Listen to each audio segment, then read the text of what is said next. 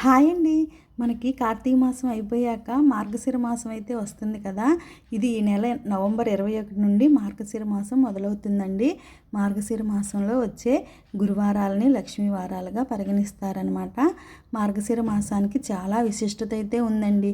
ఎందుకంటే సాక్షాత్తు వరలక్ష్మీదేవి ఈ మార్గశిర మాసంలో వచ్చే గురువారాల్లో ఎవరైతే నన్ను పూజిస్తారో అలాంటి వారికి కోరిన వరాలని వెంటనే ప్రసాదిస్తానని లక్ష్మీదేవి వరం ఇచ్చిందంట.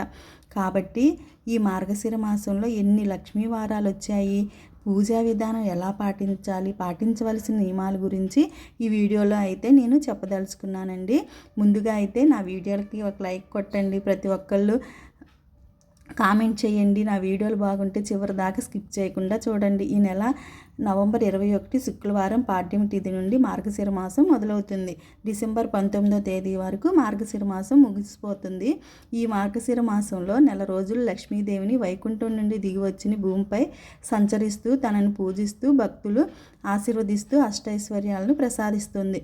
ఈ మాసంలో వచ్చే గురువారాలని లక్ష్మీవారాలుగా పిలుస్తారండి.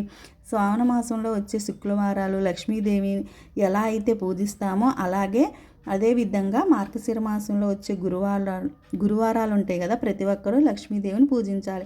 మన శాస్త్రాల ప్రకారం 5 లక్ష్మీ గురువారాలు అయితే వస్తాయండి. నియమనిష్టలతో కొలిస్తే అలాంటి వారికి కోరిన కోరికలు అయితే తీరుస్తుందన్నమాట. కుటుంబం మొత్తం అష్టలక్ష్మి వైభవం సమకూరుతుందని లక్ష్మీదేవి సెలవిచ్చింది. కానీ ప్రతి సంవత్సరం దాదాపు మార్గశిర మాసంలో 5 లక్ష్మీ గురువారాలు అయితే వస్తాయి. కానీ మనకి ఈ సంవత్సరం మాత్రం 4 వచ్చాయండి.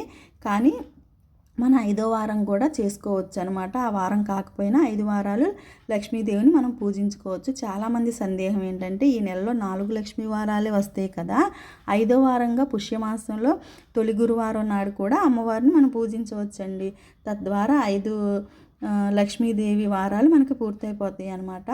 కాబట్టి 5 లక్ష్మీ వారాలు ఎప్పుడు వచ్చాయో తెలుసుకుందాం. నవంబర్ 27 మొదటి లక్ష్మీ గురువారం అయితే వచ్చింది. తర్వాత డిసెంబర్ 4 వచ్చింది. తర్వాత 11వ తారీఖు 3వ లక్ష్మీ వారం వచ్చింది. తర్వాత డిసెంబర్ 11 వచ్చింది 4వ లక్ష్మీ వారం. ఇక చివరిగా పుష్యమాసంలో వచ్చి మొదటి గురువారం అనగా డిసెంబర్ 25వ తేదీన 5వ లక్ష్మీ వారం అయితే వచ్చిందండి. ఈ 5 లక్ష్మీ గురువారాలు ప్రతి ఒక్కళ్ళు తప్పనిసరిగా లక్ష్మీదేవిని పూజించాలి. అయితే ఆడవాళ్ళకి నర్సరీ వచ్చినప్పుడు ఒక వారం మిస్ అయిన అవకాశం ఉంటుంది. అలాంటి వాళ్ళు వాళ్ళ యజమాని చేతైనా మనం పూజ అనేది చేయించుకోవచ్చండి. ఊరిని దీపం వెలిగిస్తే చాలన్నమాట. మనం పూజ చేయకపోయినా ఇంట్లో మగవాళ్ళు ఆ గురువారం ఇంట్లో దీపం పెట్టుకుంటే చాలు. లక్ష్మీదేవికి నైవేద్యంగా మనం మొదటి వారం ఏదో ఒకటి మీ ఇష్టం వచ్చింది లక్ష్మీదేవికి అయితే మనకి నైవేద్యంగా పెట్టుకోవచ్చు. పులగం అని, పరమాన్నం అని, అప్పాలని, అట్లాగే పొంగలని, పాయసం అని ఏదైనా మీరు బూర్లని, గారెలని మీ ఇష్టం అండి. ఈ 5 వారాలు మీకు ఎలా వీలైతే అలా నైవేద్యాలు అయితే పెట్టుకోండి. కానీ మార్గశిర మాసంలో మనం ఎలాంటి నియమాలు పాటిస్తూ లక్ష్మీదేవిని పూజించాలంటే, కార్తీక మాసం ఎలా అయితే మనం శివుణ్ణి పూజిస్తామో అదేవిధంగా మార్గశిర మాసంలో ప్రతిరోజు లక్ష్మీదేవిని అలాగే విష్ణుమూర్తిని కూడా పూజించాలండి. ప్రతిరోజు దీపారాధన చేయకపోయినా మనం గురువారాలు వస్తాయి కదా, ఆ లక్ష్మీదేవికి తప్పకుండా పూజించాలి. అంటే మనం ఇప్పుడు సోమవారాలు ఎలా చేస్తామో ఈ మార్గశిర మాసంలో గురువారాలు అలా చేసుకోవాలన్నమాట. తెల్లారుజామునే లేచి నిద్రలేచి తలస్నానం చేసి ఇల్లంతా శుభ్రం చేసుకుని లక్ష్మీవారాలు తలస్నానం చేసేటప్పుడు మనం తలకు షాంపూ పెట్టకూడదండి. మనం కార్తీక మాసంలో సోమవారాలు ఎలా చేస్తామో అలాగే తలకు నూనె కూడా పెట్టకూడదు అనమాట. ఇల్లంతా పసుపు నీళ్ళతో చల్లుకుని ఇల్లు వాకిలు ఊడ్చుకుని తుడుచుకుని తర్వాత మార్గశిర మాసంలో వచ్చే గురువారాలు మనం ఖచ్చితంగా ఇంటి ముందు ముగ్గు అయితే ఉండాలండి. మనం ఈ మార్గశిర మాసంలో ఏ ఒక్క రోజు మనం ఇంటి ముందు ముగ్గు అయిపోయినా లక్ష్మీదేవి మన మీద ఆగ్రహం చూపిస్తుందంట. ప్రతిరోజు మాత్రం కంపల్సరీగా ఇంటి ముందు అయితే ముగ్గు పెట్టుకోండి. మీరు బయటికి వెళ్ళిపోతుంది అని సందేహంతో చెప్తున్నాను అనమాట. మార్గశిర మాసంలో లక్ష్మీవారం కాబట్టి ప్రతిరోజు ఇంటి ముందు అయితే ముగ్గు పెట్టుకోండి. ఎందుకంటే రాత్రి వేయకుండా చక్కగా తెల్లారుజామున అయితే వేసుకోండి. చక్కగా లక్ష్మీదేవి అనేది మన ఇంట్లో కొలువై ఉంటుంది అనమాట. ఈ మార్గశిర మాసం అంతా లక్ష్మీదేవికే విశేషంగా పూజిస్తారు కాబట్టి ఒక చిన్న లక్ష్మీదేవి పటం కానీ ఒక చిన్న లక్ష్మీదేవి విగ్రహం కానీ తెచ్చుకొని మీ పూజా గదిలో పెట్టుకోండి. దాంతో రోజు పాలతో అభిషేకం కానీ, లక్ష్మీదేవికి పాలల్లోనే పుట్టింది కదా, పాలతో అభిషేకం కానీ పూజిస్తే మంచిదనమాట. సంప్రదాయంగా చక్కగా బొట్టు, కాటుక, మనకి కాళ్ళకు పసుపు, తల్లో పూలతో చీర కట్టుకొని చక్కగా లక్ష్మీదేవిని ఎర్ర గులాబీలతో లక్ష్మీదేవిని పూజిస్తే చాలా మంచిదండి. ఎందుకంటే లక్ష్మీదేవికి ఎర్ర గులాబీ పూలంటే చాలా ఇష్టం అనమాట. అందుకని మనం ఎర్ర గులాబీలతో పూజ చేస్తే ఆమెకి చాలా ఇష్టం. ఎలాంటి ఆహారం తినాలి అని అనేది లేదనమాట. నాన్ వెజ్ మాత్రం తినొద్దు. మీరు ఇంకా నాన్ వెజ్ కాకుండా ఎలాంటిదైనా తినండి. ముందుగా అయితే మనం గణపతిని అయితే పూజించాలండి. పుష్పాలతో ఫస్ట్ గణపతిని పూజించిన తర్వాత లక్ష్మీదేవిని పూజించాలి. లక్ష్మీ గురువాళ్ళు తప్పనిసరిగా ఆవు నెయ్యితో దీపారాధన చేస్తే మంచిదనమాట. అది లేనప్పుడు నువ్వుల నూనె పర్వాలేదులేండి. కాకపోతే మీరు ప్రమిదలు ఎక్కువ పిండి ప్రమిదలు కానీ మట్టి ప్రమిదలు కానీ వాడితే ఇంకా మంచిది. గురువారాల్లో మనం కొద్దిగా పిండి ప్రమిదలు చేసుకోండిలేండి. ప్రతి గురువారం పిండి ప్రమిదలు చేసుకుంటే చాలా మంచిది. లేకపోతే మీకు కొత్త ఏమన్నా మట్టి ప్రమిదలు ఉంటే ఆ మట్టి ప్రమిదలైనా దీపారాధన చేయవచ్చు. అలాగే లక్ష్మీదేవికి తప్పనిసరిగా తాంబూలం అయితే సమర్పించాలండి. తాంబూలం పెట్టి అట్లాగే ఏదైనా చిల్లర డబ్బులు, పూలు, 2 గాజులు పెట్టి అమ్మ లక్ష్మీదేవి కదా అట్లా తాంబూలం అయితే సమర్పించాలి. తర్వాత మీరు ఈ గురువారాల్లో తప్పనిసరిగా మీకు వీలుంటే రోజు చదువుకోండి. లేకపోతే మార్గశిర మాసంలో గురువారాలైన కనకదార స్తోత్రాన్ని పఠిస్తే మాత్రం మీకు చాలా మంచి జరుగుతుందండి. ఇప్పుడు నాకు చదువు రాదు కదమ్మా, నేను ఎలా చేయాలి అంటే ఓం శ్రీ మహాలక్ష్మి నమః అని 108 సార్లు చదువుకున్నా చాలండి. సాయంత్రం సమయంలో 2 పూటలు లక్ష్మీదేవిని పూజించాలి. అలాగే తులసి కోటను కూడా తప్పనిసరిగా పూజించాలండి. మన తులసి కోట దగ్గర దీపం పెట్టి 5 ప్రదక్షిణాలు చేస్తే ఎవరైతే ఏం కోరుకుంటారో అది ఖచ్చితంగా జరుగుతుంది. ఎందుకంటే మనకి తులసి చెట్టు కూడా లక్ష్మీదేవితో సమానం కాబట్టి ఆ తులసి చెట్టు మొదట్లో మనం పచ్చిపాలు తీసుకొచ్చి ఆ తులసి చెట్టు దగ్గర పోస్తే మనకంతా మంచే జరుగుతుందనమాట. ఇంటి ముందు ఖచ్చితంగా 2 దీపాలు కూడా వెలిగించుకోవచ్చు. గురువారం రోజు చాలా శుభ్రంగా శుచిగా అయితే మనం ఈ గురువారం లక్ష్మీదేవి పూజ అయితే చేయాలండి. మన తలని చిక్కు తీసి జడేసుకుని అలా కాకుండా తల స్నానం చేసి మూడేసుకుని, అంతేగాని తల దువ్వుకుని చిక్కు తీయకూడదు. అలాగే మధ్యాహ్నం సమయం కూడా ఈ గురువారాలు లక్ష్మీదేవి చేసేటప్పుడు నిద్రపోకూడదు అనమాట.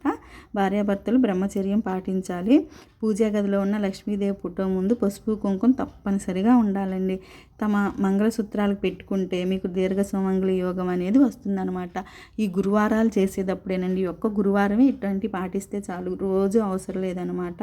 మీ లక్ష్మీదేవికి ఎంతో ఇష్టమైన రాళ్ళ ఉప్పును మాత్రం ఒక గాజు గిన్నెలో నిండుగా రాళ్ళ ఉప్పును పోసి మీ ఇంటి ఈశాన్య మూలలో పెట్టుకోండి. ఈ మార్గశిర మాసం చాలా మంచిదనమాట. ఆ రాళ్ళ ఉప్పును పెట్టుకుంటే మీ ఇంట్లో ఉన్న దరిద్ర దేవత బయటికి వెళ్ళిపోతుంది. మీ ఇంట్లోకి వెంటనే లక్ష్మీదేవి అడుగు పెడుతుంది. ఈ విధంగా కనుక మార్గశిర మాసంలో లక్ష్మీదేవిని పూజిస్తే ఇక మీ జన్మ ధన్యమైపోయినట్లేనండి. మీరు కనుక నా వీడియో నచ్చితే మీ అందరూ నన్ను ఇంకా ముందుకు నడిపిస్తారని నేనైతే కోరుకుంటున్నానండి. ఈ విధంగా కనుక మనం చక్కగా మార్గశిర మాసంలో లక్ష్మీదేవిని పూజించుకుంటే చక్కగా ఆ లక్ష్మీ కటాక్షం మనకి ఉంటుందండి. లక్ష్మీదేవి లేనిదే మనం ఎవ్వరం ముందుకు నడవలేమన్నమాట. ఆ కటాక్షం మనకు కావాలి కాబట్టి ఈ మార్గశిర మాసంలో ఖచ్చితంగా గురువారాలు మీరు లక్ష్మీదేవిని పూజించుకోండి. ఎందుకంటే నెల మొత్తం చేయకపోయినా పర్వాలా, ఒట్టి గురువారాలైనా చేసుకుంటే చాలా మంచిదనమాట. గురువారం రోజున చక్కగా పొద్దున్నే లేచి తలస్నానం, మీరు సింపుల్గానే ఇంట్లో ఏముంటే అయ్యేనండి.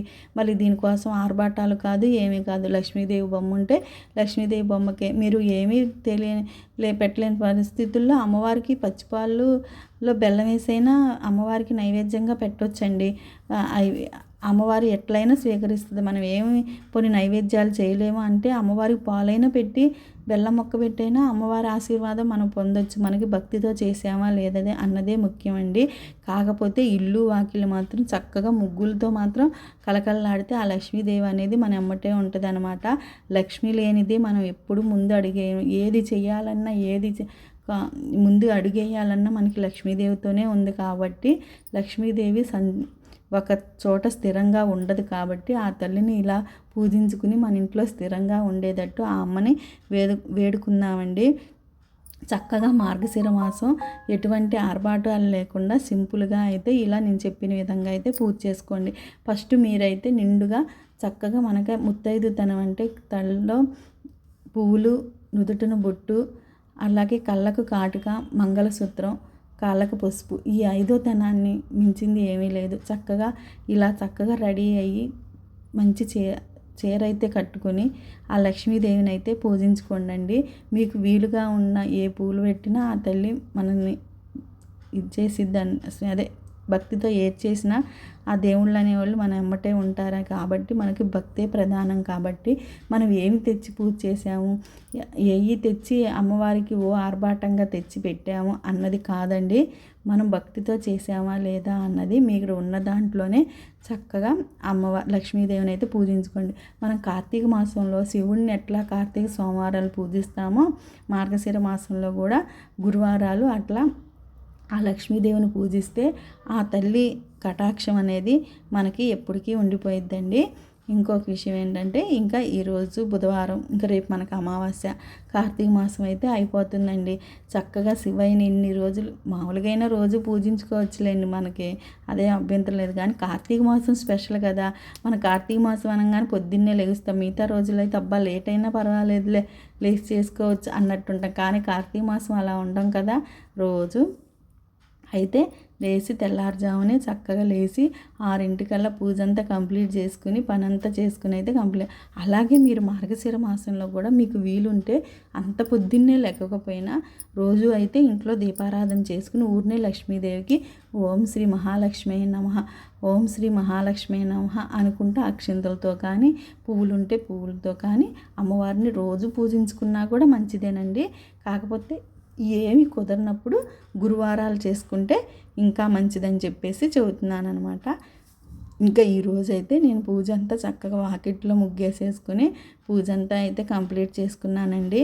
తర్వాత దీపారాధన చేసుకుని చక్కగా శివయ్యకి అయితే అభిషేకం నీళ్ళతోనే అభిషేకం చేస్తానండి. ఎందుకంటే ఆ శివుడే నీళ్ళల్లో నుంచి ఉన్నాడు. అసలు నీళ్ళు మనకు పంచభూతాలన్నీ సృష్టించింది ఆ శివయ్య. అలాంటి శివయ్యకి నీళ్ళతోనే అభిషేకం చేయాలన్నమాట. నీళ్ళతో అభిషేకం చేసి స్వామివారిని చక్కగా అలంకరణ చేసుకుని ఆయనకి మారేడు దళం సమర్పించి తర్వాత పువ్వులు సమర్పించి చక్కగా సువర్ణ గన్నేరు పువ్వులతో ఆయన్ని చక్కగా అష్టోత్తరాలు చేసుకుని ఆయన్నైతే పూజించుకున్నా. ఇప్పుడు వెంకటేశ్వర స్వామిని కూడా చక్కగా ఆయన్ని కూడా అష్టోత్తరాలతో ఓం నమో వెంకటేశాయ అనుకున్న 108 సార్లు చాలు. కాకపోతే మనకు వచ్చిన వాళ్ళు 108 సార్లు ఆయన అష్టోత్తరం చదువుకుంటే ఇంకా మంచిదనమాట. ఆయన్ని కూడా చక్కగా 108 సార్లు అష్టోత్తరం చేసుకుని 108 నామాలతో ఆ ఇద్దరిని శివకేశవులు ఇద్దరిని సమానంగా అయితే పూజించుకున్నానండి ఈ నెలంతా. ఆ శివకేశవుల దయ వల్ల అందరూ బాగుండాలి, అందులో నేను ఉండాలని కోరుకుంటున్నానండి. నా వీడియోని ఇక్కడ దాకా చూసిన వాళ్ళు నేను చెప్పింది మీకు నచ్చితే నాకు కామెంట్ చేయండి. మీ కామెంట్ రూపంలో నేను ఎలా చెప్తున్నానో అందరూ అదే పాజిటివ్గా వెళ్తుందా అదే మళ్ళీ ఏంటా అన్నది నాకైతే అర్థమవుతుంది అనమాట. అందరికి కనుక మీకు ఈ వీడియో నచ్చితే ఓం నమః శివాయ అని కామెంట్ అయితే పెట్టండి. నాకు నా వీడియోలు కనుక మీకు నచ్చితే షేర్ చేయండి, కామెంట్ చేయండి, అట్లాగే లైక్ చేయడం మాత్రం మర్చిపోమాకండి. మీకు కనుక ఖచ్చితంగా నచ్చితే లైక్ అయితే చేయండి. ఈ విధంగా అయితే నేను ఈరోజు పూజ అయితే పూర్తి చేసుకుని తర్వాత దుర్గాదేవికి కూడా శ్రీమాత్రే నమః అని పువ్వులు వేసి అటు లక్ష్మీదేవిని కూడా పూజించుకుని తాంబూలం అయితే సమర్పించానండి. చక్కగా తాంబూలాన్ని అట్లాగే 2 అరటిపళ్ళు పెట్టి స్వామివార్లకి తాంబూలం అయితే మనకున్నదే పెట్టుకుంటామండి, లేనిది ఏవి తేము. దానికోసం మనం వేరే ఇబ్బంది పడుతూ అవి తెచ్చి దేవుడు మనకు పెట్టమని చెప్పలేదు. మనకున్నదే దేవుడికి పెట్టి మనం దేవుడికి నమస్కరించుకుని భక్తితో ఒక పువ్వు పెట్టి అది లేకపోతే అక్షింతలే వేసి దేవుణ్ణి నమస్కరించినా చాలన్నమాట. ఆ దేవుడి దయ అనేది మనకి ఎప్పుడు ఎల్లవేళ్ళ ఉండిద్దండి. ఇంకా అట్లాగే తాంబూలం సమర్పించాను. ఇంకా అదే నైవేద్యంగా స్వామివారికి పెట్టి ధూపం వేసేసుకుని స్వామివారికి ధూపం కూడా చూపించుకుని ఇంకా పూజ అంతా అయితే ఇలా కంప్లీట్ చేసుకున్నాను అనమాట. పోలీ పాడ్యమి శుక్రవారం చేసుకోవచ్చండి, ఏ అభ్యంతరం లేకుండా చేసుకోండి. నేను పంతులు గారిని అడిగాను, ఇలాంటి వాటికి ఆచారాలు పాడ్యం రోజే పంపించాలన్నమాట. ఎందుకంటే పోలీని స్వర్గానికి పంపిస్తాం కదా, అట్లాగే మనం కూడా స్వర్గాన్ని ప్రాప్తించమ్మా అని చెప్పేసి మనం కోరుకుంటూ ఈ దీపాలు వదులుతాము. కాబట్టి పోలీ పాడ్యమి గడియల్లోనే మనం పోలీని స్వర్గానికి పంపించాలండి. అందువల్ల మీరు ఎటువంటి అనుమానాలు లేకుండా చక్కగా శుక్రవారం అయితే పోలీ పాడ్యం చేసుకోండి. దీని గురించి ఎటువంటి సందేహాలు అయితే మీరు పెట్టుకోమాకండి. ఇక పూజ అంతా కంప్లీట్ అయిపోయి మా ఇద్దరు స్వామివారికి హారతి అయితే ఇచ్చుకున్నానండి. ఇక ఈరోజైతే పూజ అనేది ఈ విధంగా అయితే వచ్చింది. ఇంకోసారి అడుగుతున్నా, మీ అందరికి కనుక నచ్చితే సబ్స్క్రైబ్ చేయండి, లైక్ చేయండి, షేర్ చేయండి. వ్యూస్ ఉన్నాయి కానీ సబ్స్క్రైబర్ లేరండి, సబ్స్క్రైబ్ అయితే చేసుకోండి. మీకు నచ్చితేనే చేసుకోండి, మళ్ళీ అందులో ఏముంది లేని కానీ సబ్స్క్రైబ్ అయితే చేయడం మర్చిపోమాకండి. ఇంకో సోమవారికి హారతి ఇచ్చి ఈ పూజ అయితే కంప్లీట్ చేసుకున్నా. ఓం నమః శివాయ.